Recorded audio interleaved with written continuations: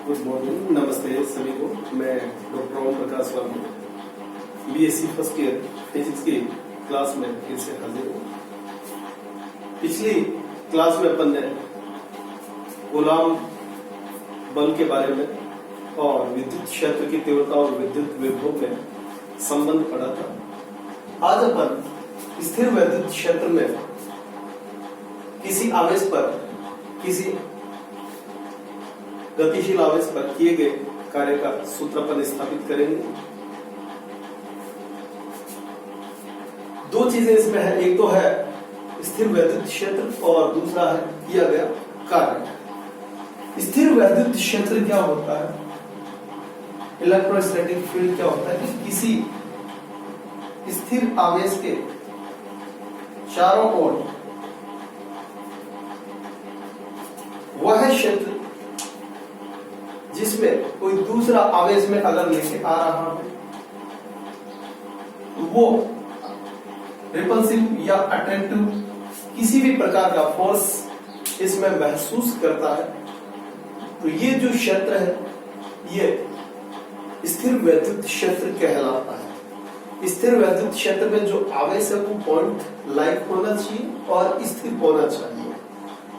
जो स्थिर विद्युत क्षेत्र है इसकी जो रेंज होती है, इसकी परास होती है, बहुत ज्यादा होती है, दीर्घ दूरियों तक ये प्रभावित रहता है। लेकिन जैसे जैसे दूरी बढ़ती है इसका परिमाण घटता जाता है, लेकिन एग्जैक्टली जीरो पर नहीं कह सकते कि हो जाता है, घटता जाता है डिस्टेंस के साथ में।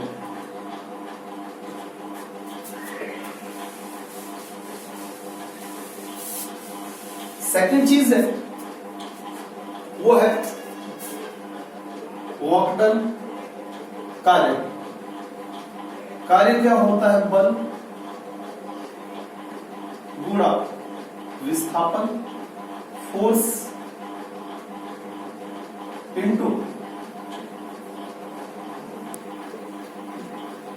डिस्प्लेसमेंट। ये तो एक साधारण संबंध लिखा है। वेक्टर फॉर्म में अगर लिखना हो तो किया गया कार्य W dW equals to force dot displacement. Force और डिस्प्लेसमेंट अगर एक ही डायरेक्शन में है, एक ही दिशा में है, तो इन दोनों के बीच में जो एंगल कोस थीटा बन रहा है वो 0 डिग्री होगा। अपन लिखेंगे dW बराबर FDX। अगर अपोजिट डायरेक्शन में है, फोर्स लग रहा है इस डायरेक्शन में और डिस्प्लेसमेंट हो रहा है इस डायरेक्शन में, तो एंगल 180 डिग्री का होगा। उस कंडीशन में dW बराबर माइनस FDX होगा। अदरवाइज अपन लिख सकते हैं कोई पर्टिकुलर एंगल हो तो dW बराबर FDX cos थीटा। एक कॉन्सेप्ट इसमें अपने को और पढ़ना है कि विद्युत जो क्षेत्र होता है, इलेक्ट्रिक जो फील्ड होता है, उसको बल रेखाओं के द्वारा, फील्ड लाइंस के द्वारा रिप्रेजेंट किया जाता है। विद्युत क्षेत्र या स्थिर विद्युत क्षेत्र है उसको बल रेखाओं के द्वारा डिनोट अपन करेंगे। बल रेखाएं अगर सारी की सारी समांतर आ रही है, इसका मतलब विद्युत क्षेत्र क्या है, एक समान है। जितनी बल रेखाएं पास पास में होंगी, इलेक्ट्रिक फील्ड की इंटेंसिटी, विद्युत क्षेत्र या विद्युत क्षेत्र की प्रबलता या तीव्रता उतनी ही ज्यादा होगी। ये जो बल रेखाएं हैं ये कभी भी एक दूसरे को काटती नहीं है, क्योंकि वहां पर विद्युत क्षेत्र की दो दिशाएं हो जाएगी कटान बिंदु पर, जो कि संभव नहीं है। अब इस विद्युत क्षेत्र के अंदर में एक आवेश अगर रखता हूं, धन आवेश Q, तो ये एक बल अनुभव करता है और उस बल का जो परिमाण होता है, उस बल का जो मान है वो इस आवेश Q0 और विद्युत क्षेत्र की तीव्रता E के गुणनफल के बराबर होता है। इनके गुणनफल के बराबर होगा। जिस डायरेक्शन में E लग रहा है उसी डायरेक्शन में F लगेगा अगर Q धन आवेशित है तो, और ऋण आवेशित है तो E की और F की दिशाएं हैं वो आपस में विपरीत होंगी। अब अपन आज के टॉपिक पे आते हैं। विद्युत क्षेत्र में किसी आवेश पर किया गया कार्य। सपोज दैट अपन ने एक चार्ज यहां लिया है Q, इस आवेश के चारों ओर हर एक डायरेक्शन में 3D के अंदर एक फील्ड क्रिएट हो जाएगा जिसे अपन कहेंगे विद्युत क्षेत्र। और विद्युत क्षेत्र के अंदर एक अन्य चार्ज मैंने लिया है Q0 है, सपोज दैट ये r डिस्टेंस पर है, और इस Q0 को मैं इनफाइनाइट से या बहुत ज्यादा दूरी से क्या है विद्युत क्षेत्र की ओर ला रहा हूं, इस तरह इस पथ पर। ये Q0 इतना छोटा है कि इस Q का जो विद्युत क्षेत्र बन रहा है उसको ये प्रभावित नहीं कर रहा है, मतलब Q0 टेंड्स टू 0। तो अब मैं क्या कर रहा हूं, इसको एक पर्टिकुलर डिस्टेंस dr से डिस्प्लेस कर रहा हूं, इनफाइनाइट से विद्युत क्षेत्र की ओर ला रहा था। इस बिंदु से इस बिंदु तक मैंने क्या कर दिया, इसको डिस्प्लेस कर दिया है। तो इस डिस्प्लेसमेंट के अंदर इस विस्थापन में मुझे कितना कार्य करना पड़ेगा, work done BW equal to हो जाएगा फोर्स इनटू में डिस्प्लेसमेंट। अब जो फोर्स लग रहा है वो तो इस दिशा में लग रहा है, इस Q आवेश था, इसके द्वारा उत्पन्न इलेक्ट्रिक फील्ड था वो A था। और कौन सा चार्ज अपन ने टेस्ट चार्ज लिया है, कोई टेस्टिंग के लिए चार्ज लिया है Q0, ये लिया है। तो इस पर जो फोर्स लगेगा F वेक्टर बराबर Q0 इंटू E वेक्टर हो जाएगा। तो इस Q0 चार्ज को मैं dr डिस्प्लेसमेंट से विद्युत क्षेत्र की ओर ला रहा हूं, तो किया गया कार्य dW बराबर हो जाएगा F vector dot dr vector. F की डायरेक्शन है लेफ्ट टू राइट और dr की डायरेक्शन है जस्ट इसके अपोजिट। तो ये अपन लिख सकते हैं dW बराबर F dr कोस 180 डिग्री। कोस 180 डिग्री है वो -1 होता है, -1 होता है, तो dW ये लिखा जा सकता है -F dr। ये माइनस चिन्ह ये बता रहा है कि इस आवेश को Q0 चार्ज को फील्ड के अगेंस्ट ले आया जा रहा है। फील्ड की जो डायरेक्शन है वो इस चित्र के हिसाब से, इस पोजीशन के हिसाब से देखें तो बाहर की ओर है, लेफ्ट टू राइट की ओर है, और अपन चार्ज को राइट से लेफ्ट की ओर ले जा रहे हैं। तो वर्क डन जो होगा इस डिस्प्लेसमेंट के लिए ये हो जाएगा dW बराबर -F dr के इक्वल। अब अपन इस चार्ज Q0 को किसी कर्व्ड पाथ पे, किसी वक्र रेखीय पथ पर लाते हैं, तो उस स्थिति में क्या स्थिति बनेगी वो अपन देखते हैं।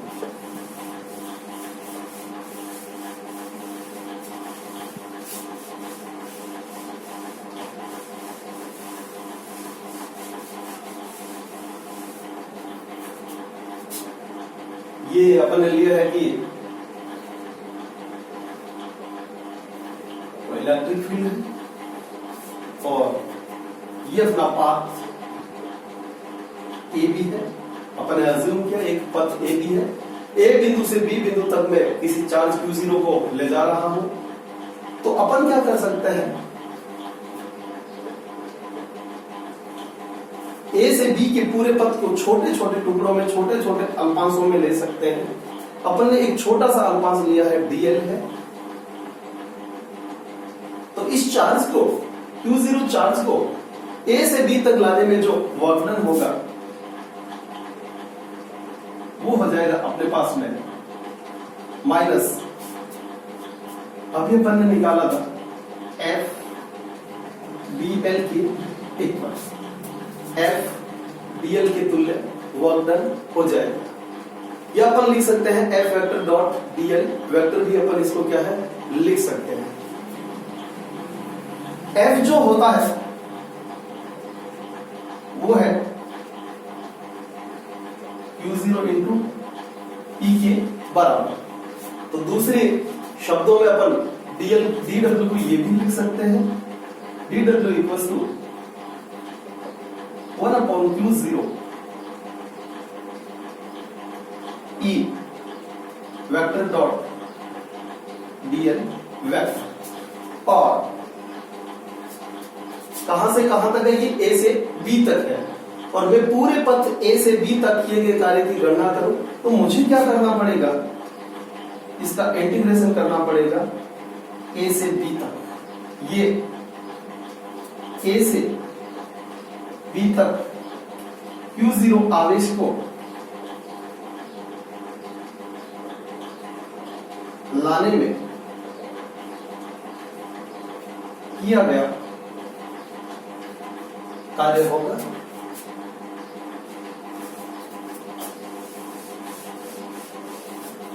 तो अपन इस तरीके से भी लिख सकते हैं कि किया गया कार्य W a से b तक या integration a to b dw equals to minus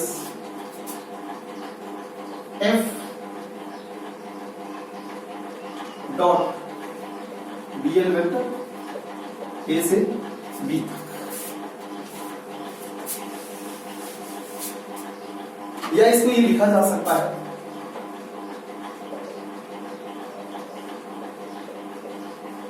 E vector dot dl vector upon में q0। नेगेटिव साइन ये बता रहा है कि इस चार्ज को अपन इलेक्ट्रोस्टैटिक फील्ड के अगेंस्ट में ला रहे हैं। q0 चार्ज को मैं ओवरऑल a से लेकर b तक ले जा रहा हूं, और अपन इस छोटे से भाग dl के अंदर ये कैलकुलेशन परफॉर्म की है। तो WAB है वो हो जाएगा -1/q0 integration E vector dot dl vector. जो E vector dot dl vector है विद्युत क्षेत्र या विद्युत क्षेत्र की तीव्रता, और उसमें किसी रेखा पर लिया गया एक छोटा सा अल्पांश, इन दोनों की गुणनफल को विद्युत क्षेत्र का रेखा समाकलन भी कहते हैं। तो अगर मैं q0 को 1 कंसीडर करता हूं, 1 लेता हूं, इकाई मानता हूं,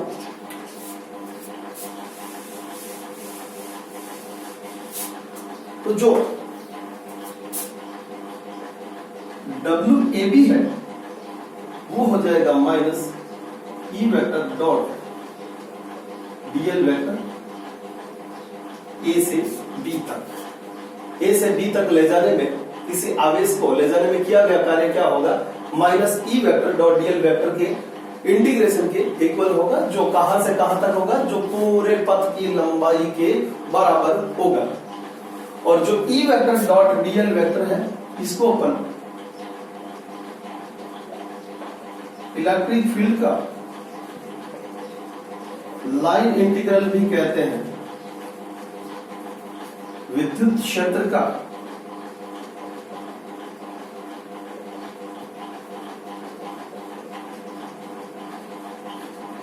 रेखा समाकलन भी कहते हैं। विद्युत क्षेत्र का जो रेखा समाकलन है वो दूरी पर डिपेंड नहीं कर रहा है, वो ए और बी प्रारंभिक और आखिरी स्थिति पर निर्भर कर रहा है। तो अगर मैं एक बंद पथ के लिए ये चीज लेता हूं, एक क्लोज फील्ड के लिए ये लेता हूं, तो ये जो रेखा समाकलन है ये इस तरीके से लिखा जाएगा। बंद पथ का मतलब है जहां से मैं शुरू हुआ हूं वापस उसी जगह पर क्या है, वापस पहुंच चुका हूं। और ये कितना होता है? इलेक्ट्रिक फील्ड के लिए 0 होता है, क्योंकि फाइनल और इनिशियल दोनों पोजीशन सेम है। अगर किसी भी फील्ड के लिए, किसी भी क्षेत्र के लिए ई वेक्टर डॉट dl वेक्टर या उसका लाइन इंटीग्रल अगर 0 होता है तो ऐसा जो क्षेत्र होता है वो कंजर्वेटिव फील्ड कहलाता है, संरक्षी क्षेत्र कहलाता है। संरक्षी क्षेत्र के लिए जो खासियत होती है वो क्या होती है कि उसमें किया गया कार्य या तो पथ पर निर्भर नहीं करे, केवल प्रारंभिक और अंतिम स्थिति पर निर्भर करे। सपोज दैट फर्स्ट और सेकंड पॉइंट ये है तो चाहे इस पद से पहुंचू, इस पद से 1 से 2 पर पहुंचू या इससे 1 से 2 तक पहुंचू, तो हर एक स्थिति में किया गया कार्य बराबर रहे, तो ऐसा क्षेत्र संरक्षित क्षेत्र कहलाता है, संरक्षित बल क्षेत्र कहलाता है। दूसरे शब्दों में इसी परिभाषा को अन्य रूप में ये कहा जा सकता है,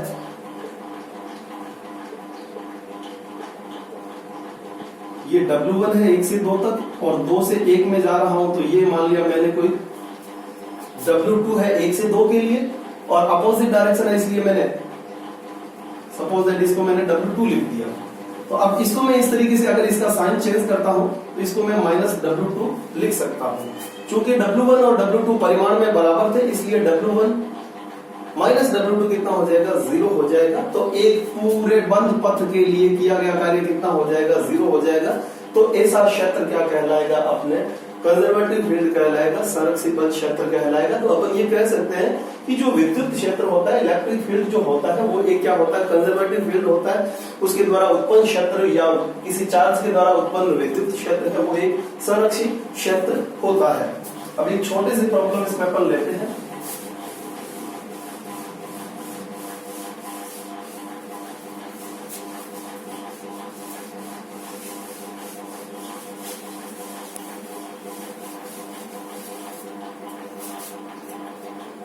कि W बराबर minus E vector dot dl vector था। अगर इनफाइनाइट से किसी चार्ज को मैं R स्थिति तक ला रहा हूं, तो वर्क डन कितना करना पड़ेगा उसका कैलकुलेशन मुझे करना है। सिंस अपन जानते हैं कि F होता है वो Q0 इंटू E होता है और F equal to K Q0 cube upon में R स्क्वायर, अभी वाली प्रॉब्लम के हिसाब से डॉट R कैप हो गया, या 1 से 2 जो भी कंडीशन है अपन ने ली है। तो इस हिसाब से जो E वेक्टर है वो हो जाएगा अपने पास में KQ upon R square dot R cap. यहां से W की जो वैल्यू है वो हो जाएगी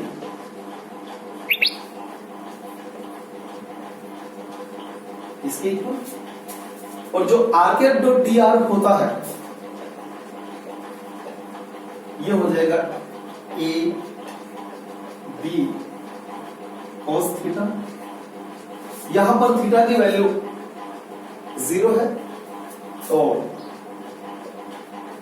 1 dot dr dot 1, R cap dot dr है वो dr के बराबर हो जाएगा। तो W बराबर माइनस इनफाइनाइट से R तक KQ upon R square dr।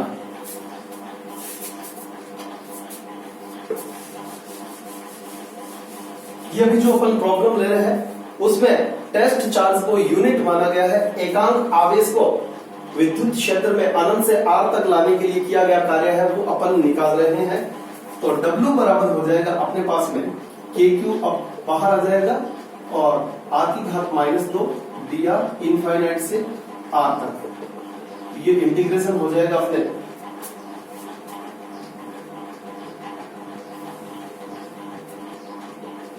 R की power -2 + 1 infinite to R। W बराबर हो जाएगा माइनस में KQ, माइनस माइनस हो जाएगा प्लस अपॉन में R स्क्वायर। तो इनफाइनाइट से इसकी जो लिमिट है वो अपन लगा सकते हैं। W equal to KQ 1 upon R square infinite से R तक। तो W इक्वल टू हो जाएगा KQ 1 upon R minus 1 upon infinite, और 1 अपॉन इनफाइनाइट होता है वो होता है 0। तो W इक्वल टू हो जाएगा